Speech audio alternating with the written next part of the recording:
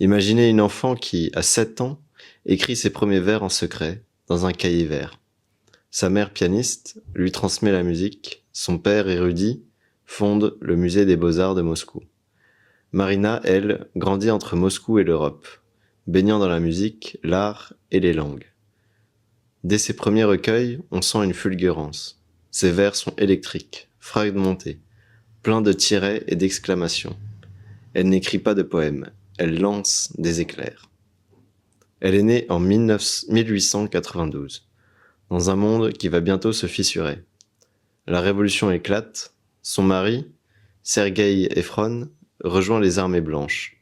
Marina, restée à Moscou avec ses 2 filles, traverse l'enfer de la faim et du froid.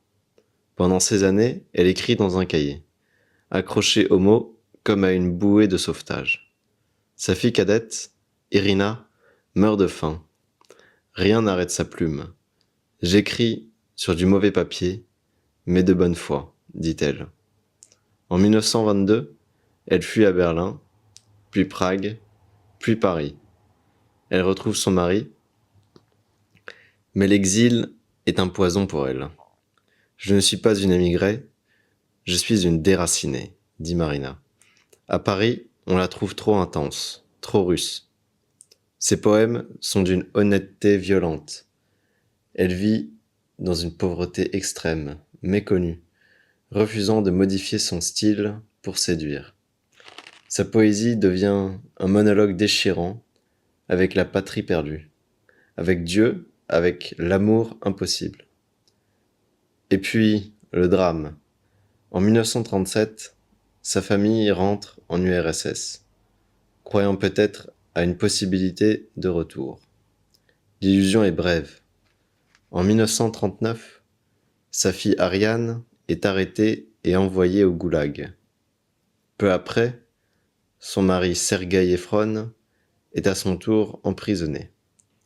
Marina, seule, désespérée et hantée par la terreur, est évacuée pendant la guerre dans une petite ville de province, Elabouga.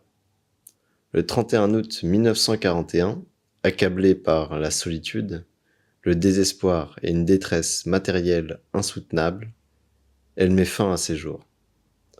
1 mois et demi plus tard, son mari Sergueï Efron sera fusillé à Moscou. Leur histoire, comme tant d'autres, s'achève dans le silence meurtrier de la Grande Terreur. Sa vie fut un naufrage, mais son œuvre est un phare